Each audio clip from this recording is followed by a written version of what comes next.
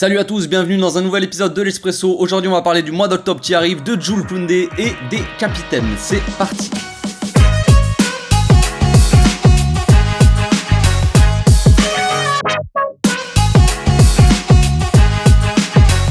Le fameux mois d'octobre, les amis, commence demain. Et oui, le mois d'octobre de tous les dangers, vous le savez. On va se taper donc Mallorca, l'Inter, le Celta Vigo, l'Inter, le Classico, Villarreal, Bilbao, le Bayern et Valence. Et oui, c'est intense, que voulez-vous? Des matchs tous les 3 jours, quasiment 3-4 jours. Dans tout ça, évidemment, on a des nouveaux blessés. La trêve est passée par là, les amis, vous le savez très bien. Araujo, Koundé, Bellerin, Frenkie et Memphis Depay, évidemment, pour Frenkie, pardon. C'est un peu moins grave. Normalement, il devrait être absent une semaine. Araujo, évidemment. On pensait que c'était rien et le mec il se blesse au bout de 30 secondes. 3 mois le gars, absent, Coupe du Monde, normalement il devrait pas la faire, on sait pas. Que des bonnes nouvelles, c'est super les amis. Dembélé aussi qui a eu une gêne au mollet, qui devrait quand même être là normalement demain, si tout se passe bien. Il devrait peut-être être préservé demain et être titulaire normalement contre l'Inter. Rien de grave pour Dembélé, heureusement. Alléluia. Ça parle aussi de Roberto qui devrait normalement faire son retour, qui était blessé, qui devrait faire son retour normalement ce week-end. Il devrait pas être titulaire, à mon avis ça va être Casado de la B si vous ne connaissez pas les gars, on en a parlé dans mon live hier. J'ai fait un live sur YouTube, petit rappel. Casado, c'est un joueur de la B qui a été utilisé en latéral droit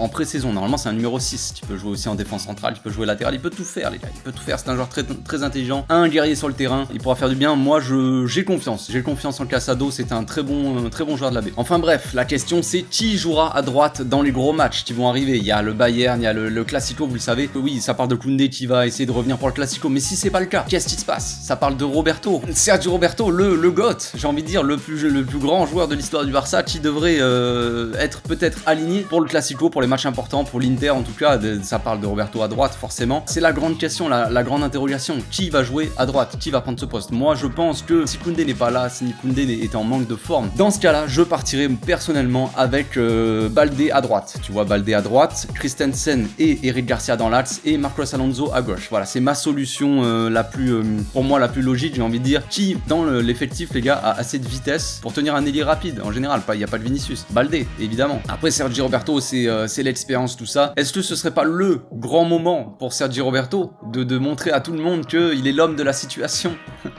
Je ne sais pas. Sinon, vous avez dû le voir hier, les amis, Koundé est déjà de retour. Alors ça, c'est un grand mystère de la vie, les amis, vous savez bien, il y a beaucoup de mystères dans la vie, le monstre du Loch Ness, tout ça. Et voilà, il y a Koundé de retour à l'entraînement. Qu'est-ce qui se passe? C'est censé être absent 3 semaines, logiquement. Et normalement, comme ça, juste après ta blessure, une semaine après, t'es censé être en gymnase, faire de la rééducation, tout ça. Récupération, faire des petits étirements, des abdos fessiers, tu vois, tu travailles un peu ton corps pour l'été prochain, pour te mettre en bikini. Je ne sais pas ce que tu fais. Mais normalement, tu n'es pas déjà sur le terrain avec tes coéquipiers en train de t'entraîner. Donc je pense qu'il a pas fait l'entraînement collectif, mais déjà c'est un bon point, quoi, j'ai envie de dire. C'est assez étonnant de le voir déjà sur le courir en fait, même si c'est que pour l'échauffement, il court déjà sur le terrain avec ses coéquipiers. C'est peut-être la bonne nouvelle de ce début de mois qui avait très mal commencé en termes de nouvelles, donc on verra. On passe maintenant au capitaine. Le club voudrait se débarrasser, fin de la saison, des 4 capitaines, les 4 fantastiques, logiquement. Donc ça parle évidemment en priorité, montrer la porte gentiment à Piqué et Jordi Alba, principalement. Busquets, on sait pas trop encore de quoi son avenir sera fait, mais normalement,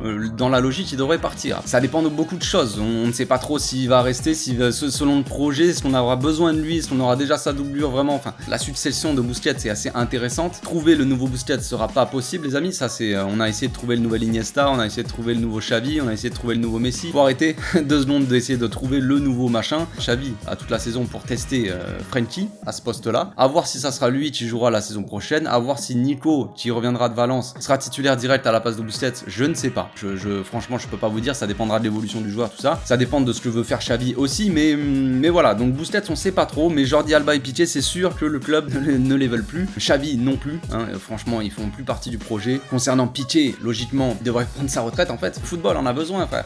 Ça ne sert plus. Arrête de forcer, frère. Il faut prendre ta retraite, Piqué. Voilà, tout simplement. Jordi Alba, ça parle d'un intérêt de la Juve maintenant. Vous savez, la Juventus, ils aiment bien. Normalement, ça devrait être un petit truc comme Memphis. Si vous voulez choper Memphis gratuitement, ils vont essayer de choper Jordi Alba gratuitement. Tu connais la Juve. Financièrement, c'est un peu plus compliqué pour eux et les mecs, ils font tous les fonds de tiroir. C'est probablement ça ce qui va se passer. Après, est-ce que c'est un problème de dégager, entre guillemets, gentiment, Jordi Alba à la Juventus gratuitement? Non, ce n'est pas un problème. Vu l'économie monstre qu'on va faire sur les salaires, je suis totalement pour cette idée. La Juventus, je signe direct. Voilà, c'est tout pour aujourd'hui. J'espère que ma vidéo vous a plu. On a fait un peu le tour de l'actu. On se retrouve demain pour l'avant-match contre Mallorca et je ferai un petit live aussi juste avant le match, 1h30 avant, live sur YouTube, les amis. comme hier soir on a fait un live de 3 heures, c'était assez long. Demain ça sera un peu plus court, hein, 1 heure, 1 heure et demie, voilà, tranquillou juste avant le match, on parlera de la compo, du match qui arrive, voilà, tout simplement, on parlera un peu de foot, du Barça, tout simplement, on se la kiffe en détente. Donc on se retrouve demain, d'ici là portez-vous bien, passez une très bonne journée, ciao.